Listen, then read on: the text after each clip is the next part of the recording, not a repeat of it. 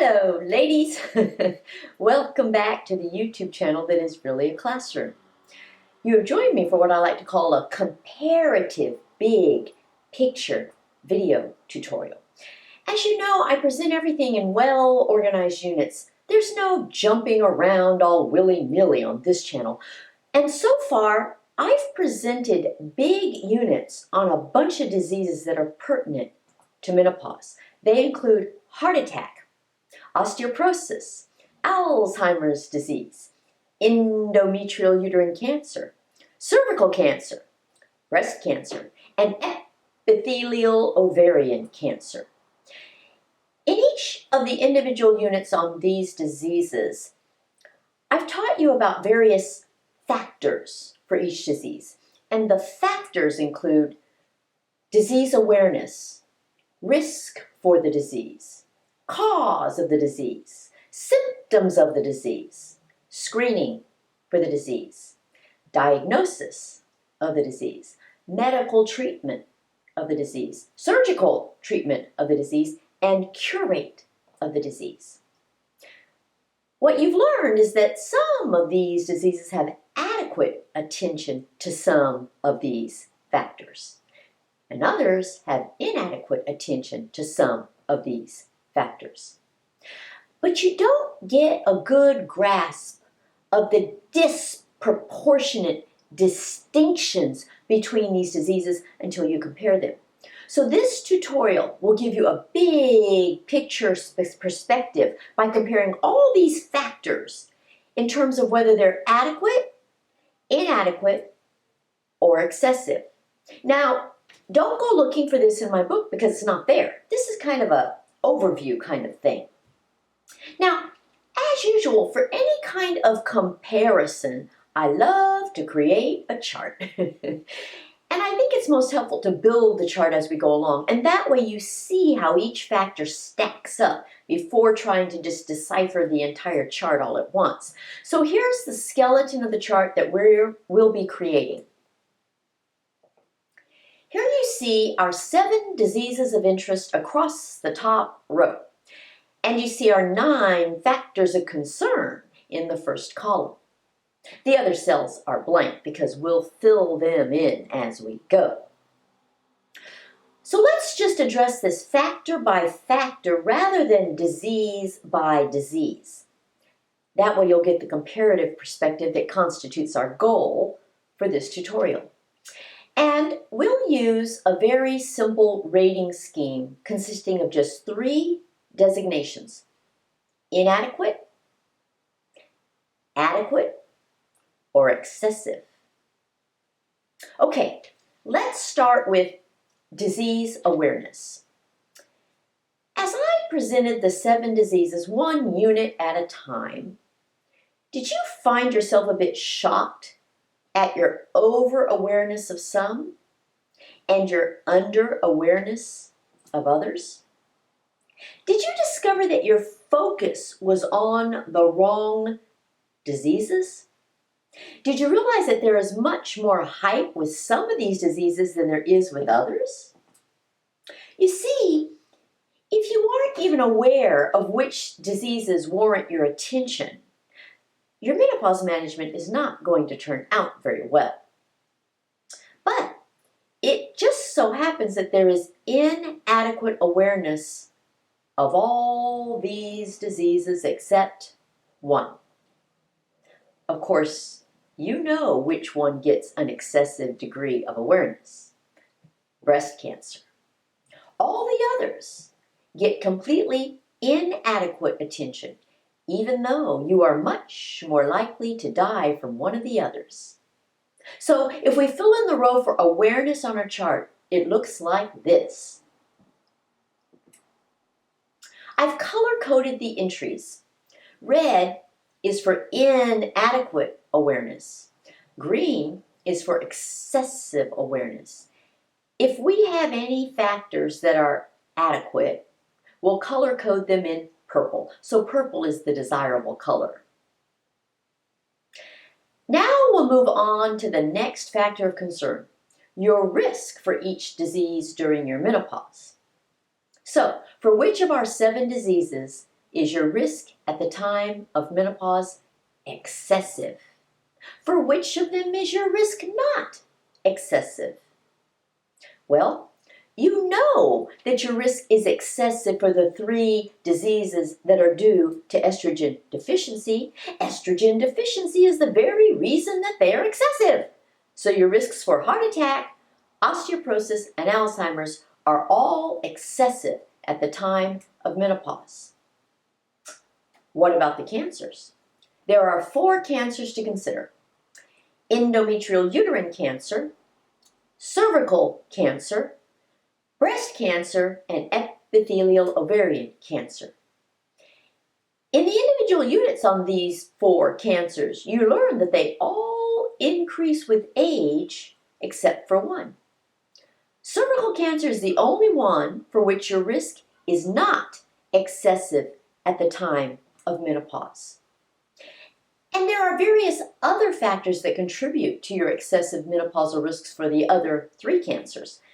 And suffice it to say that overall, your risk for those 3 becomes excessive when you become postmenopausal. So let's add that row to our chart. Next, we have the focus on cause. In other words, for which of these diseases is the focus on cause inadequate, adequate, or excessive? When it comes to the 3 diseases of estrogen deficiency, heart attack, osteoporosis, and Alzheimer's, did you know they were caused by estrogen deficiency before you learned it from me? Most women have nary a clue that there are diseases associated with loss of estrogen at menopause. And while doctors used to focus on the diseases caused by estrogen deficiency before the WHI study in 2002, they no longer do. Now they claim that estrogen deficiency has no part in causing them, but they claim that because doing so is in their legal best interest, not your medical best interest. What about the causes of the cancers? Before getting this education, did you know that estrogen causes endometrial uterine cancer? I found that most gynecologists know that estrogen causes endometrial uterine cancer. I found that most other doctors do not. And I found that most women do not. That's inadequate. So while we know the cause of endometrial uterine cancer, there is still not enough focus on the cause. And then there's cervical cancer. Before getting this education, did you know that cervical cancer is caused by the human papillomavirus, also known as HPV? With cervical cancer, there is an adequate focus on cause. Not only do most doctors and patients know the cause of cervical cancer, they also focus on that cause. So you see that there is a distinction between knowing the cause and focusing on the cause of a disease. Oh, and let's not forget about the cause of breast cancer. Now, this one is very problematic for a variety of reasons. First, we don't really have an accurate understanding of the true cause of breast cancer. The only definite underlying cause is menstrual cycles themselves, but nobody seems to focus on cycles as the real cause. Instead, they blame things that do not cause breast cancer. Most notably, they blame HRT. And even though HRT is not the cause, nor even on the list of risk factors for breast cancer, all the focus goes to this inaccurate non-culprit. With everybody focusing on the wrong culprit, it inhibits our ability to target the right culprit. And did you know that epithelial ovarian cancer is also caused by menstrual cycles? Oddly, nobody seems to think much about the cause of this cancer at all, even though it's the most deadly cancer of all. So, of all 4 cancers, The only one for which there is adequate focus on cause is cervical cancer. If we add this to our chart, it looks like this. So now we have our first instance of adequacy. Now, the word adequacy sounds kind of basic and insignificant, but it is precisely what we want. This entire video tutorial is all about the disproportions that abound with these diseases. Both inadequate and excessive qualities are undesirable. The perfect situation is one that is adequate, not too much and not too little. So let's see how many more adequate assessments we'll find as we address the remaining factors. Our next factor is recognition of symptoms. From the individual units on these diseases, you learn that symptomatology differs greatly from one disease to the next. Some diseases present symptoms very early in the course of the disease. When that's the case, you can diagnose the disease very early, and early diagnosis leads to high cure rates. On the other hand, some diseases present symptoms very late in the course of the disease or not at all. So for purposes of symptoms, early symptoms are what qualify as adequate. Well, when you consider these diseases, which ones produce symptoms early enough to result in an early diagnosis? How many of them qualify as adequate? Well, once again, only one of the 7 even comes close to being adequate. Which one is it? It's endometrial uterine cancer, of course.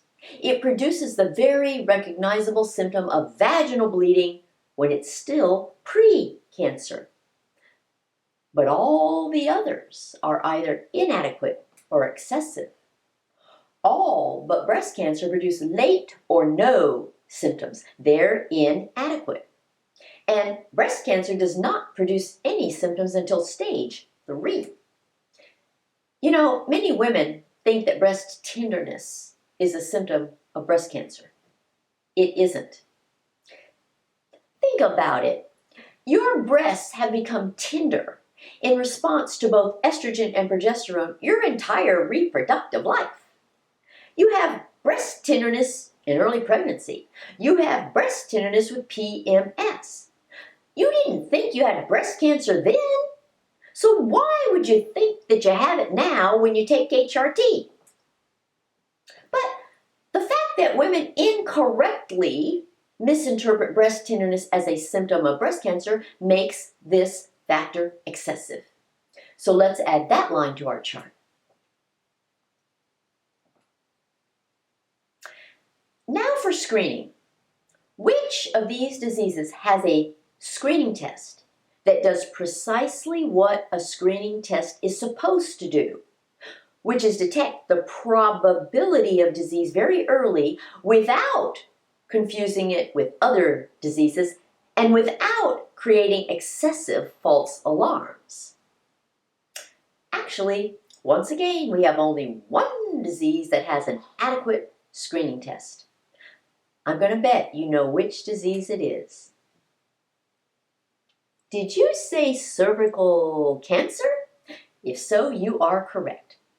For cervical cancer, we have not just one, but 2 adequate screening tests, the Pap smear and the HPV test. This is why we find it at the pre-cancer stage. It's why you don't encounter many women with cervical cancer. And yet again, all the other diseases except breast cancer have inadequate screening. They entail either no screening test at all or one that is not the standard of care. But when it comes to breast cancer, screening is excessive. And it's excessive in a variety of ways. First, breast cancer screening is promoted heavily. Second, it detects pre-cancers as well as cancers, but fails to inform women of the difference. Third, it creates excessive false positives. Fourth, it causes tremendous anxiety. And fifth, it sets the stage for over-treatment. So we have a great disproportion in the realm of screening among these 7 diseases. Here it is on our chart. Gosh, we still don't have many cells that designate adequacy in purple, do we? Okay, how about diagnosis? For which of these 7 diseases diagnosis of the disease adequate? Inadequate diagnosis includes inability to make a diagnosis, failure to recognize the diagnosis, late diagnosis, standard of care guidelines that conceal the diagnosis, and ignorance of the diagnosis. Excessive diagnosis includes labeling diseases with the wrong diagnosis, labeling precancers as cancers, and misinforming women of their actual diagnosis. So there are 2 of the 7 diseases that have adequate diagnoses. They are endometrial uterine cancer and cervical cancer. Those 2 diagnoses are usually spot on. They entail accurate diagnoses without underdiagnosing or overdiagnosing. But all the others, with the exception of breast cancer, are inadequate. And breast cancer is the only one that qualifies for overdiagnosis, which is excessive. Breast cancer is stacking up as the most distorted of all, isn't it? Here's our chart. This is the first time we've encountered 2 instances of adequacy for one single factor. You see, there are 2 purple cells in the early diagnosis row. Now let's move on to medical treatment. Adequate medical treatment means that there are medical treatments available, and women with the disease have ready access to those medical treatments. Inadequate medical treatment means that there are no medical treatments available, or women with the disease do not have ready access to those medical treatments. And excessive medical treatment means that medical treatments are prescribed when they are not necessary, or the medical treatments have excessive side effects. So which diseases qualify for each rating? Well, this row is a carbon copy of the row we just completed. Endometrial uterine cancer and cervical cancer have adequate medical treatment.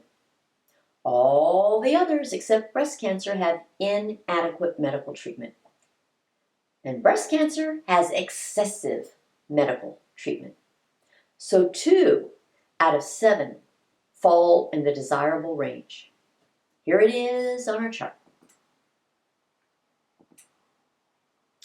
Well, how about surgical treatment? Which diseases have adequate surgical treatments that treat the disease but do not involve suboptimal surgery or excessive surgery?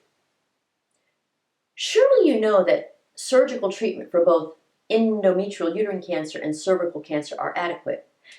That's why most of the women who had those precancers or cancers go on to live long and full lives. This is not the case for heart attack, osteoporosis, Alzheimer's, or epithelial ovarian cancer. Surgical treatments for them is either too little, too late, or non-existent. Oh, and when it comes to breast cancer, oh my. In the breast cancer unit, you learned all about the long history of excessive surgery for breast cancer. And it hasn't changed, except that now radiation therapy and chemotherapy substitute for some of the surgery. This means that we have yet another carbon copy of our all too familiar row with only 2 diseases being adequate.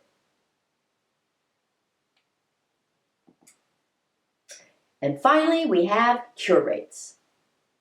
Hopefully you've learned that one factor dictates other factors. So when you have a disease with adequate focus on cause, adequate recognition of symptoms, adequate screening, adequate early diagnosis, adequate medical and surgical treatments, it's highly likely that most cases result in cure.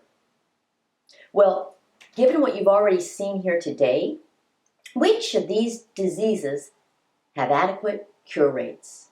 And which ones have inadequate cure rates? And what about excessive cure rates? Now, you may wonder what I mean by excessive cure rates.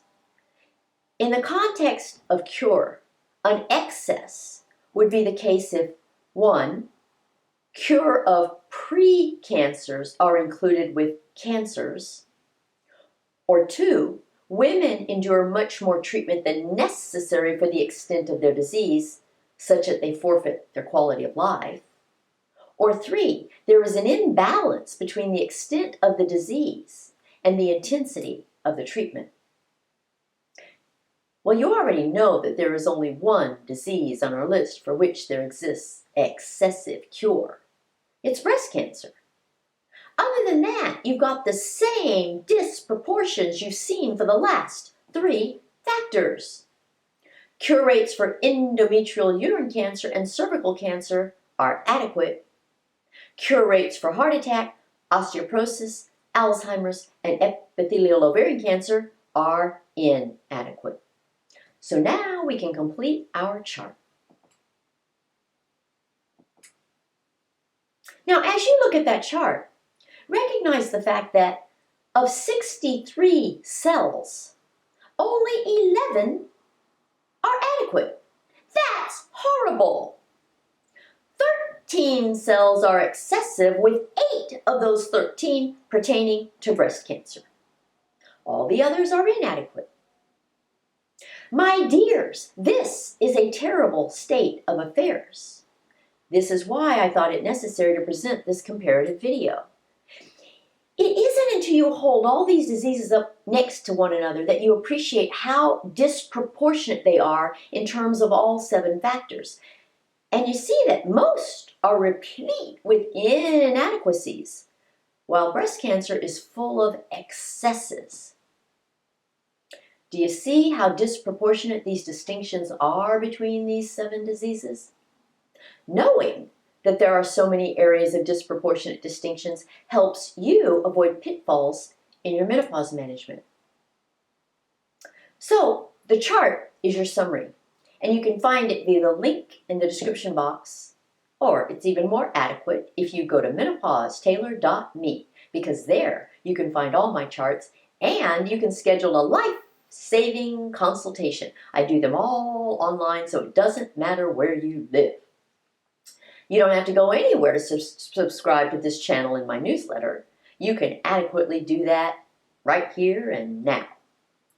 But you'll have to go to social media to follow me.